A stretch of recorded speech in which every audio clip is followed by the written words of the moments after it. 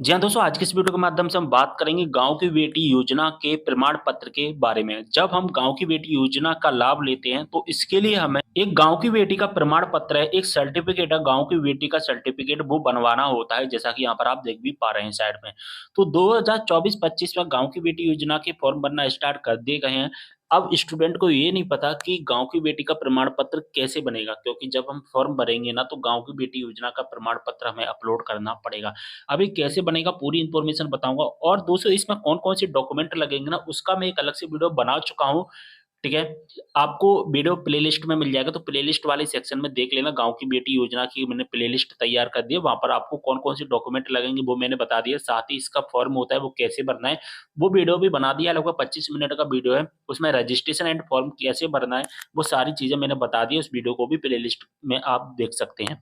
तो यहाँ पर हम बात करें गाँव की बेटी का प्रमाण पत्र कैसे बनेगा, सारी जानकारी को बताऊँगा। तो गाँव की बेटी का प्रमाण पत्र बनवाने के लिए सबसे पहले आपको एक पीडीएफ है वो डाउनलोड करनी पड़ेगी। अब वो पीडीएफ आप डाउनलोड भी कर सकते हैं, वो मैंने टेलीग्राम ग्रुप में और व्हाट्सएप ग्रुप में प्रोवाइड करवा दी है, ठीक है? अगर आप डाउनलोड नहीं कर पाते, आपके यहाँ पर प्रिंटर नहीं है, तो आप एमपी ऑनलाइन की शॉप से ले सकते हैं, लगभग ₹10 का आपको एक फॉर्म में मिल जाएगा। 5 पेज का एक फॉर्म होता है, चलिए मैं बता देता हूँ कौन-सा फॉर्म है 2024-25 में। तो दोस्तों ये 5 पेज की पूरी पीडीएफ है जो कि मैंने डाउनलोड कर ली है। जैसा कि देख पा रहे हैं, सबसे पहला पेज है प्रपत्र 1, ठीक है? इसका दूसरा पेज है प्रपत्र 2, जैसा कि यहाँ पर आप देख भी पा रहे हैं। इसका तीसरा पेज है प्रपत्र 3, इसका चौथा पेज है हमारा प्रपत्र 4। अब दोस्तों यहाँ पर जो प्रपत्र पूरा आपको दिखाई दे रहा है ना, यही हमारा सर्टिफिकेट है, गाँव की बेटी का प्रमाण पत्र जैसा कि देख पा रहे हैं। लेकिन इस सर्टिफिकेट को बनवाने के लिए हमें ये पूरा पीडीएफ डाउनलोड करना है, यानी कि इसका प्रिंट आउट निकालना है। पूरा पीडीएफ सॉरी जो पूरा फॉर्म है उसको हमें फिल करना है, ठीक है? वेरीफाई करवाना है। अब वो अब ये फॉर्म में कैसे वेरीफाई होगा, इसको कैसे फिल करना है और ये 4 पेज हैं, इन 4 पेजों में से कौन-कौन से पेज में क्या फिल करना है, क्या नहीं करना है, सारी चीज़ें मैं आपको बता देता हूँ। देखिए, सबसे पहले हम प्रपत्र 1 देखेंगे। आप वीडियो को पूरा देखना, मैं आपको ये फॉर्म भरना सिखा रहा हूँ आपको अब। कोई भी गलती मत करना, वीडियो पूरा देखना।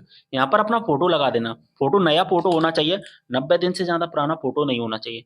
यहाँ पर जनपद, पंचायत, जिला, आपका कौन-सा जिला है, जैसे जिला ग्वालियर, तो इस तरह से आपको अपना जिला लिख देना है, आपको पता होगा। यहाँ पर आपको अपना नाम लिखना है, छात्रा का नाम, जो भी आपका नाम होता है।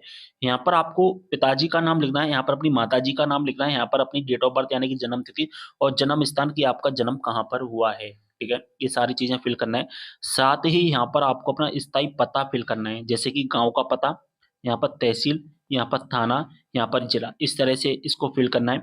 यहाँ पर 5 नंबर के पॉइंट में आपको अपनी जाति, आपकी जाति कौन-सी है आपको पता होगा, ठीक है? वो फ़िल कर देना है और आप कौन-सी कैटेगरी में आते हैं, वो यहाँ पर फ़िल करना है। दोस्तों जाति और कैटेगरी दोनों अलग-अलग होता है, ठीक है? सामान्य कैटेगरी है, पिछड़ा वर्ग कैटेगरी है, अनुसूचित जाति कैटेगरी है और जनजाति कैटेगरी यानी कि जनरल, ओबीसी, एससी, एसटी, इनमें से आप कौन-सी कैटेगरी में आते हैं।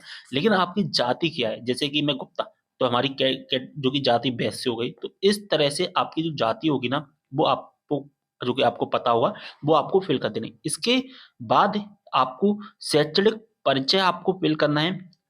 साथ ही स्कूल संस्था का नाम आपको फ़िल करना है, यानी कि आपने 12वीं क्लास किस स्कूल से किया है, किस संस्था से किया है।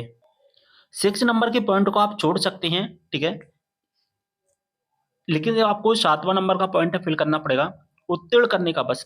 अब आपने 10वीं क्लास कौन से वर्ष में किया है, 12वीं क्लास कौन से वर्ष में किया है, आपका रोल नंबर क्या है, 12वीं क्लास का रोल नंबर क्या है, आपको कितने में से कितने नंबर मिले, परसेंट कितनी है। यहाँ पर 10th क्लास में तो ऑल सब्जेक्ट लिख देना, ऑल सब्जेक्ट, ठीक है? लेकिन आपने 12वीं क्लास कौन से विषय से किया, वो यहाँ पर फिल कर देना, ठीक है? चलिए आगे बढ़ते हैं।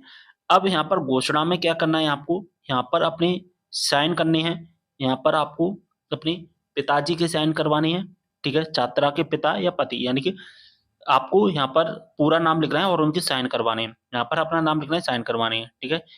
यहाँ पर तो आपको नाम लिखने की ज़रूरत नहीं है, डायरेक्ट आप साइन करवा देना, ठीक है? बात समझ में आ गई? यहाँ पर भी साइन करवा देना, नाम लिखने की भी ऐसे कोई ज़रूरत ही नहीं पड़ती है। रसीद इसको छोड़ देना है, आपके लिए नहीं है। ये किसके लिए है? ये कार्यपालन अधिकारी के लिए, तो आपको इसको छोड़ देना। आपको यहाँ पर कुछ भी काम करने की ज़रूरत नहीं है, जो जनपद पंचायत के कार्यपालन अधिकारी होते हैं, वो यहाँ पर सील साइन लगाएँगे अपने, ठीक है? अब यहाँ पर दूसरा जो प्र पेज है, वो प्रपत्र 2 के नाम से है।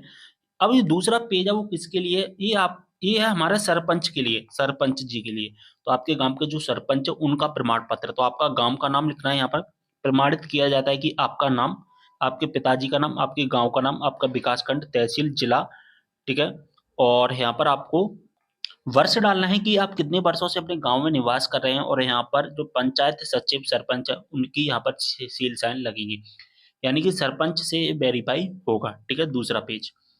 तीसरा जो पेज है हमारा, यहाँ पर अगर हम देखें यहाँ पर, तो जो पेज है गाँव की बेटी योजना है, तो शाला प्रमुख का प्रमाण पत्र। शाला प्रमुख का प्रमाण पत्र का क्या मतलब है कि आपने जो 12वीं क्लास है, वो किस स्कूल से की है, तो वो उस स्कूल के प्राचार्य की तरफ से वेरीफाई किया जाएगा, जैसा कि देख पा रहे हैं। तो यहाँ पर आपको अपने गाँव का नाम लिखना है, आपका नाम, आपके पिताजी का नाम, ठीक है? इस विद्यालय में वर्ष से। अब यहाँ पर क्या लिखना है वर्ष में, कि आपने जो 12वीं क्लास पास किया है, तो उस जो 12वीं क्लास को पास किया है ना, उस विद्यालय में आप कितने वर्षों से पढ़ रहे हैं। क्या आपने केवल 12वीं क्लास ही पास किया है, तो 12वीं क्लास की जो कि वर्ष डालना है कि हमने केवल 12वीं क्लास ही किया है। क्या आप इस विद्यालय में 10वीं क्लास से पढ़ रहे हैं, क्योंकि बहुत सारे विद्यालय ऐसे होते हैं जो 10वीं, 11वीं, 12वीं तक पढ़वाते हैं, 9th का भी करवाते हैं। तो आपने 9th में कब एडमिशन लिया है और 12वीं में टीसी ली है, तो ये पूरी जो डिटेल है, वर्ष है, वो डालना पड़ेगा। बात समझ में आ गई? चलिए, अब इसके बाद में स्थान डाल देना, ठीक है? और दिनांक डाल देना, ठीक है? आप अपना स्थान डाल देना, और यहाँ पर जो कि सील साइन लगेंगे आपके स्कूल के प्राचार्य के। तो यहाँ पर लिखा है ना, प्राचार्य के अच्युताचार पद मुद्रा सहित। अब प्रपत्र पूरे हमारा गाँव की बेटी का प्रमाण पत्र है, और यही हमारा अपलोड होता है स्कैन करके, ठीक है? जो कि मैंने अभी पहले आपको बताया। तो यहाँ पर आपको एक फोटो लगाना है, ठीक है? यहाँ पर आपको नाम, पिताजी का नाम, ग्राम, विकासखंड, तहसील डालना है, जिला डालना है, और 12वीं परीक्षा आपने किस वर्ष में पास की है, ठीक है?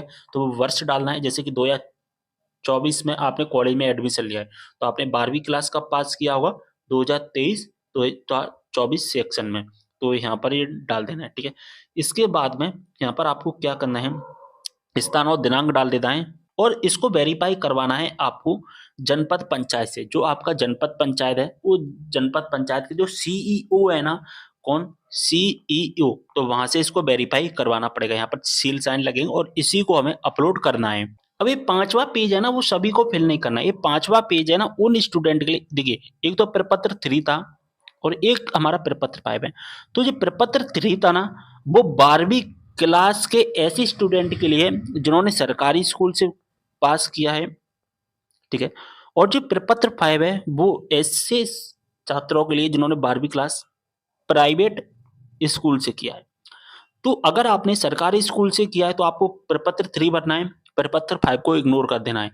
अगर आपने प्राइवेट स्कूल से किया है, तो प्रपत्र 5 को सबमिट करना है, प्रपत्र 3 को इग्नोर कर देना है, ठीक है? तो इस तरह से चीज़ें हमें करनी पड़ती हैं। तो प्रपत्र 3 और प्रपत्र 5 से में बस गवर्नमेंट एंड प्राइवेट स्कूल का डिफरेंट है। तो इसको डाउनलोड कर लेना, इसको फिल कैसे करना है वो भी मैंने आपको बता दिया है, सारी चीज़ें आपको अच्छे से समझा दी हैं। अगर आपको कोई भी डाउट है, तो आप मुझे कमेंट करना। इस वीडियो को ज़्यादा से ज़्यादा शेयर कर देना सभी के साथ। कोई भी डाउट हो कमेंट करें। मिलते हैं अगले वीडियो में एक और जानकारी के साथ, तब तक के लिए बाय।